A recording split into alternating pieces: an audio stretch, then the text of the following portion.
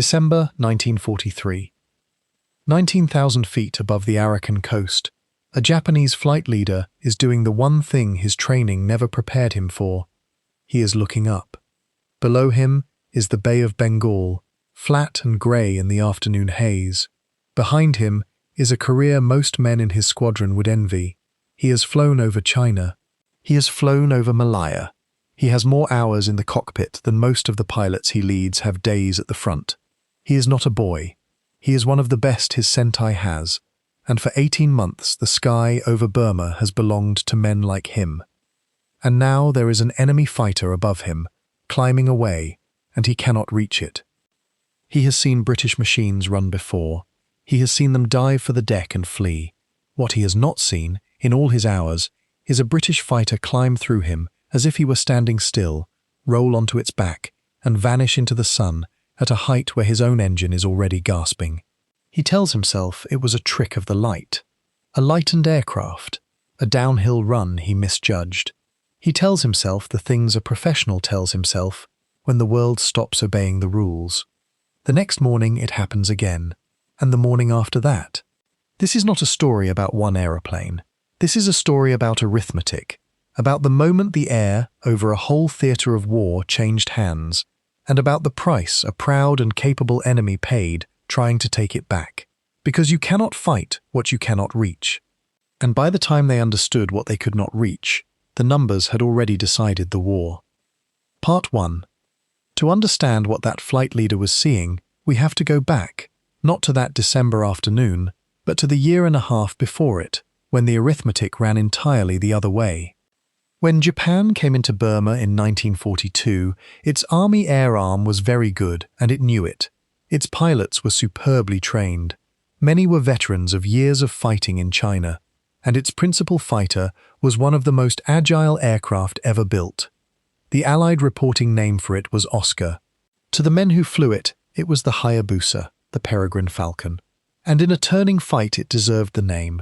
It carried a set of combat flaps that let it tighten its turn beyond what any Western fighter could follow. Get into a circling duel with an Oscar and you would lose, every time. Japanese doctrine was built around that single fact. The fight was a duel.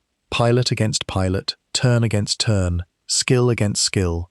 And inside that frame, the doctrine was not wrong. Pause on that sentence, because it matters more than anything else in this story. Their reasoning was not madness. It was correct, inside the world it was built for. For 18 months over Burma, the world obeyed. The aircraft the British had to answer it was the Hurricane. A fine machine, a war winner in its own theatre, the aeroplane that had carried the heaviest load in the Battle of Britain. But in the thin, hot air over Burma, against the Oscar, it was at best an even match. The Hurricane could not outturn the Oscar. It could not reliably outclimb it. And there was one thing it could not do at all. Here is the thing it could not do. High over the British airfields, almost every day, a single Japanese aircraft would appear, so high it was little more than a glinting speck and a thread of vapour.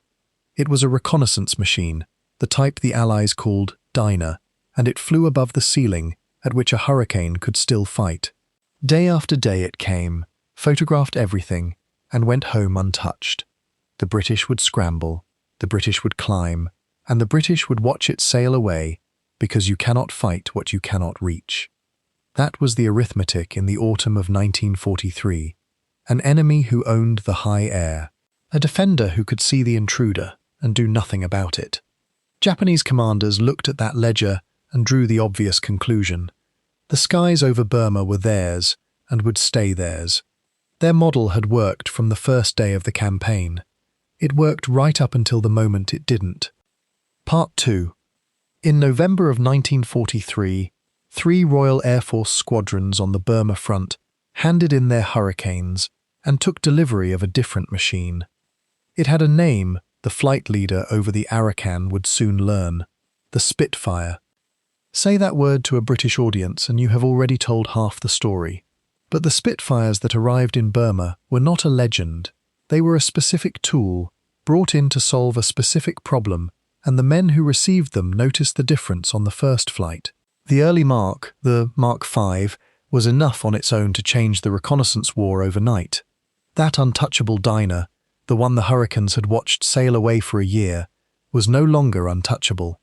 Within weeks of the Spitfires arriving, the high intruders began to fall. Then, in December, the second mark came, the Mark VIII, and with it the arithmetic broke completely. A Spitfire Mark VIII over Burma had a true speed of 419 miles an hour and a ceiling above 41,000 feet. It outclimbed the Oscar. It outdived the Oscar. It could choose its height, choose its moment, strike, and be gone before the turning fight the Japanese doctrine depended on could ever begin. The Japanese aircraft was still more agile. That had not changed. What changed was that agility no longer mattered, because the Spitfire pilot was never obliged to give the Japanese pilot the fight he was good at. The tactical instruction handed to the squadrons put it plainly. Do not turn with him. Keep your speed. Use the dive and the climb, come down from above, and leave before he can bring his turn to bear. Fight the fight he cannot win, and refuse the fight he cannot lose. You can watch the ledger turn over in the space of a few days at the end of that year. On December the 26th, a flight sergeant of one of the new squadrons, a man named Bob Cross, caught 2 Oscars and shot them both down. 5 days later, on December the 31st, the last day of the year, a formation of Japanese aircraft came in to attack shipping off the Arakan coast and ran into a squadron the enemy had learned to respect, the one the men called the Woodpeckers. The Royal Air Force official history records the result in one flat line: 12 Japanese bombers and fighters destroyed. Bob Cross was among the men who scored that day. The signal of congratulation ran all the way up the chain to the theatre commander and beyond him to Churchill himself. Read that date again, December the 31st, 1943. 18 months of Japanese air superiority, and the year did not end before the men who had owned that sky were counting their losses in double figures in a single afternoon. I want to stop the narrative here for a moment, because the men who flew those aircraft deserve it. The pilots who took the Spitfire into Burma were, most of them, very young, a long way from home, in a theatre their own country would later half forget. The ground crews kept those engines alive in monsoon mud and choking heat, hand-pumping fuel, patching canvas, working through the night so that the machine would be ready at dawn. If this story matters to you, the small thing you can do is let it be seen. A like on this video keeps the memory of the Woodpeckers and the men who armed and mended their aircraft in front of a few more people. It costs you nothing. It matters more than it should. Part 3. Now step back from the cockpit, because a single good aeroplane does not win command of a sky. Something underneath it does. And here is where the real reason Japan could not keep the Spitfire out of its skies comes into focus. It was never only the machine. It was everything standing behind the machine. Behind the Spitfire was a supply line that could deliver the newest, highest-performing mark of a frontline fighter to an airfield 8,000 miles from the factory, and then deliver the next one, and the one after that. Behind it was a chain of radar stations and ground controllers who could see the enemy forming up and send the fighters to exactly the right place at exactly the right height, so that the Spitfires arrived above the Japanese, with the advantage already in their hands. And behind it was training. A veteran fighter leader named Frank Carey, one of the most experienced pilots the Royal Air Force had, a man who had shot down 14 enemy aircraft in 4 days back in 1940, ran a fighter training school in India that turned the theory of how to beat the Oscar into muscle memory for every pilot who came through. The British were not just handing young men a faster aeroplane. They were teaching them exactly how to use it, and then replacing it the moment a better one existed. Japan could match none of that. Not because Japanese engineers were not brilliant, they were, and not because Japanese pilots were not brave, they were. It was structural. The newest Japanese fighters went to the Pacific, where the crisis was worse, and Burma was left with the older machines. The Oscar itself carried only 2 machine guns, no armor worth the name, and in its early forms no protection at all for its fuel. It had been built light to turn, and the price of turning was that it could not take a hit and it could not shoot hard, and the men flying it were being lost faster than Japan's training schools could replace them, so that each month the pilots arriving at the front were a little greener than the month before. Now here is the number this entire story rests on. Hold on to it. By the end of 1944, the Allied Air Command in the theatre could put almost 1,500 aircraft over Burma. Japan, by the best Allied reckoning, could field about 300. 300. Say it again. 300 aircraft to defend the skies over an entire theatre of war, against an enemy with 5 times that number and rising. In October, the estimate had been lower still. The line on the graph was not falling gently. It was collapsing, and it never came back up. That is the arithmetic. Not a duel, not skill against skill, a production line against a production line, a training pipeline against a training pipeline, and one side had already lost. Behind the 1,500 fighters was a second fleet doing the quiet, decisive work of the war, the transport aircraft, which over 15 months lifted 600,000 tons of supplies to the men on the ground. 300 defenders could not stop it. Nothing they had could stop it. If your father, your grandfather, or your uncle served in Burma, in the air or on the ground, in the Royal Air Force, the Army, or the great forgotten 14th, I would be grateful if you would leave their name and their unit in the comments. So much of this theatre slipped out of the national memory. These stories are one of the few ways the memory survives at all. Part 4. There is a bitter irony at the centre of the Japanese defeat, and it belongs to one man in particular. The commander of the Japanese 15th Army, Lieutenant General Renya Mutaguchi, launched the Great Offensive of 1944, the drive on the Indian frontier towns of Imphal and Kohima, on a simple and, in its own frame, defensible theory. He would move fast, live off captured supplies, and win before the enemy could react. He decided he did not need much air support to do it, and he brushed aside the warnings of his own air commanders. He was right about a great many things. He was right that his soldiers were tough. He was right that they would march and fight through country that looked impossible. What he was wrong about was the sky. He had built his plan for a world in which the air was contested, or better yet the world of 1942. That world was gone. Because the Spitfires had cleared the air, the British could do something no army had ever reliably done before. They could supply a surrounded force entirely from above.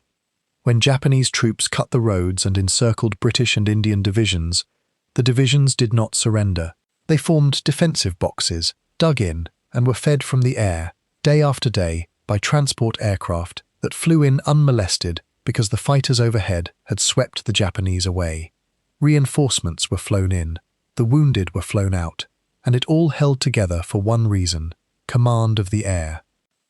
Among the men flying and fighting over that campaign was another Battle of Britain veteran, Wing Commander Bob Doe, one of the highest-scoring pilots of 1940. Doe had very nearly died in a crash, endured operation after operation to rebuild his own face, and come back to the war anyway. In Burma, he raised and led a squadron in the ground attack role, hunting the enemy's boats and bridges and river supply lines, tightening the same noose from a different direction. For the Japanese soldier, the consequence of losing the sky was not abstract, it was starvation. His own supply columns could not get through. The airdrops that might have saved him were British airdrops, feeding the enemy.